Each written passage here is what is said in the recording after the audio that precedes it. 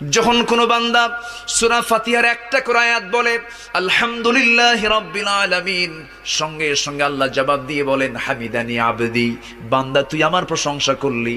আর রহমানির রহিম যখন বলে আল্লাহ বলেন আসনা আলাইয়া আবদি। মালিক ইয়াউমিদ্দিন যখন বলে আল্লাহ বলেন মাজ্জাদানি আবদি। এরপরে যখন বলে ইয়াকা না'বুদু ওয়া ইয়াকা নাস্তাঈন পর্যন্ত যখন বলে আল্লাহ বলেন বান্দারে তুই আমার কাছে কি চাস, প্রাণ খুলে চারে বান্দা।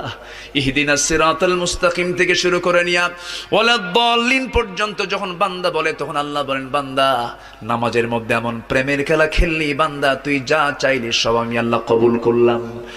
ওই বান্দা যখন রুকুতে যায় আল্লাহ তখন অস্থির হন। ওই বান্দা যখন সিজদায় যাওয়ার জন্য প্রস্তুতি নাই, সমস্ত ফেরেশতাকে ডাক দিয়ে বলেন ও ফেরেশতারা, এই বান্দাগুলো আমাকে দেখলো না, রাসূলকে দেখলো না, কোরআনকে দেখে হাদিসকে বিশ্বাস করে আমাকে খুশি করার জন্য তার সবচেয়ে সম্মানজনক